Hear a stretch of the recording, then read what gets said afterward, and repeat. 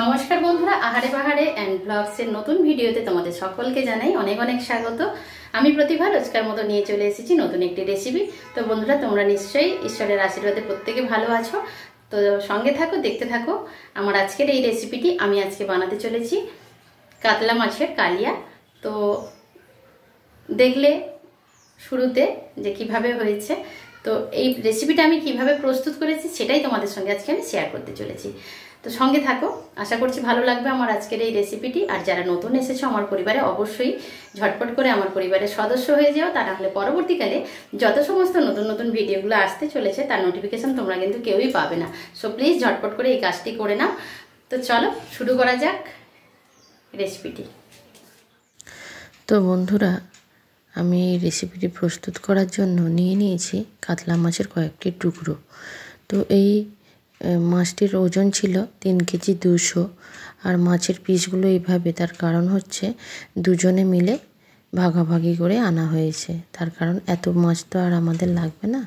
তো আমি মোটামুটিভাবে 6 টুকরো করছি, তবে রান্না করব 4 টুকরো, আর 2টি ভাজা খাওয়া হয়ে যাবে।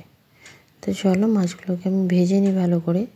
উল্টাতে পারছি না, তার কারণ এক হাতে মোবাইল আছে আর এক হাতে উল্টাতে পারলাম না, তাই ক্যামেরাটাকে আমি রেখে তুললাম মাছটাকে। তো মাছটা আমি কড়া করে ভাজবো, তার কারণ বিয়েবাড়ির স্টাইলে কাতলা মাছের কালিয়া মানে একটু মাছটা ছাঁকা থাকে ওদের। আমি ছাঁকলাম না, তার কারণ হচ্ছে কি বলতো, মাছের পোড়া তেলটা নষ্ট করতে হবে আমাকে, তাহলে আমি পোড়া তেলটা পছন্দ করি না খুব একটা।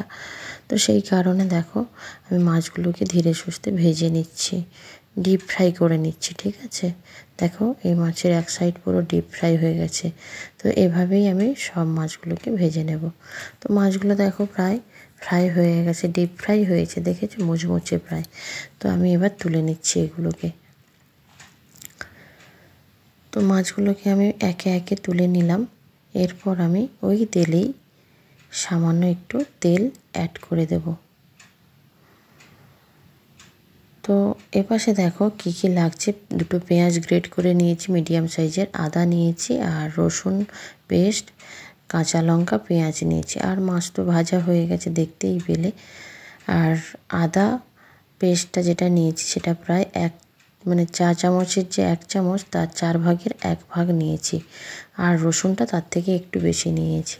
ফোড়নে দিলাম গোটা গরম মশলা, আর দিয়ে দিলাম গ্রেট করে রাখা 2টি মিডিয়াম সাইজের পেঁয়াজ।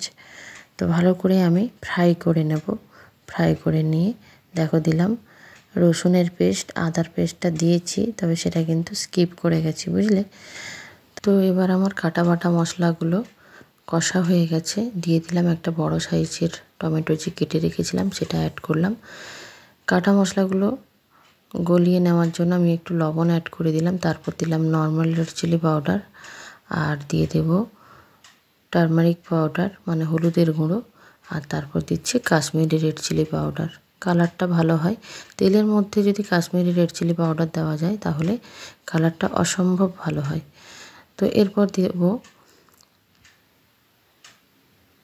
জিরে গুঁড়ো। প্রত্যেকটার পরিমাণ কিন্তু 1/2 চামচ করেই আছে, বেশি নেই কিন্তু, তার কারণ মাছটা আমার 4 টুকরো। আর দেখো এটা দিলাম ধনে গুঁড়ো, ঠিক আছে, ছোট চা চামচের 1/2 চামচ করে দিলাম। তারপর আমি কাজুর পেস্টটা দিয়ে দিলাম একটু নাড়াচাড়া করে নিয়ে। দিয়ে এটাকে ভালো করে আমি একটু কষিয়ে নেব।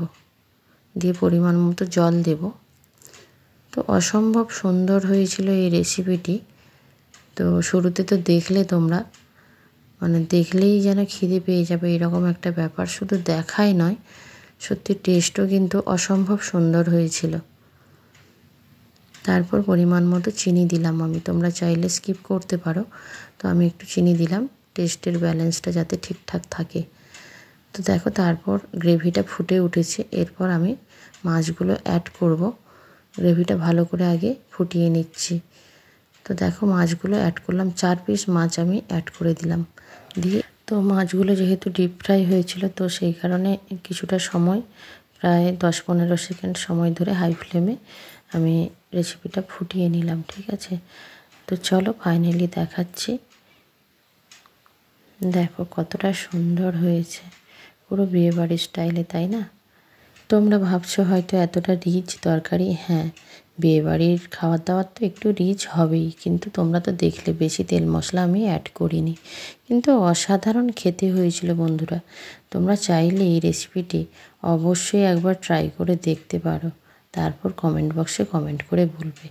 আর যতটা গ্রেভি গ্রেভি দেখছো এটা তো পেঁয়াজ, এটা খেলে কিছু হবে না, বুঝলে?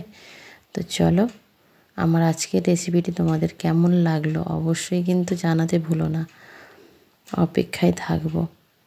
তো দেখো কেমন লোভনীয় লাগছে দেখতে, আর ক্যামেরাম্যান তো দারুণ ভিডিওটাও করেছে। এই সেন্টটা দেখো নিয়েছে এতটা সুন্দর, যেন আরও লোভনীয় করে তুলছে আমার কাছে। তো এডিটিং যখন করছিলাম ভাবছিলাম আবার যদি একবার করা যেত তাহলে মন্দ হতো না, কিন্তু বেশ টক ঝাল মিষ্টিতে পরিপূর্ণ আমার এই রেসিপিটি একদম ফাটাফাটি হয়েছিল। দেখেছো কতটা লোভনীয় হয়েছে আর রসালো। তো ফ্রেন্ডস, আমার আজকের এই রেসিপিটি কেমন লাগলো অবশ্যই কিন্তু কমেন্ট বক্সে কমেন্ট করে জানাবে। আর যারা নতুন আছো তারা অবশ্যই তো আমার পরিবারের সদস্য হয়ে গেছো এতক্ষণে, আর কেমন লাগলো না লাগলো অবশ্যই জানাবে। আর যদি কোনো সমস্যা হয় তাহলে অবশ্যই কমেন্ট বক্সে কমেন্ট করে জানাবে, রিপ্লাই পেয়ে যাবে ঝটপট করে। আর আমি এর পরিমাপটা দেওয়ার তেমন কিছু নেই ডেসক্রিপশানে, তো কি কি লেগেছে আমি উপকরণগুলো জাস্ট দিয়ে দেবো, ঠিক আছে? চেক করে নিও, তাহলে পেয়ে যাবে তোমরা। তো চলো আজকের মতো বিদায় নিচ্ছি, প্রত্যেকে ভালো থেকো, সুস্থ থেকো, যে যার খেয়াল রেখো। আর দেখা হচ্ছে পরবর্তী নতুন কোনো রেসিপি কিংবা ব্লগের সঙ্গে। টাটা।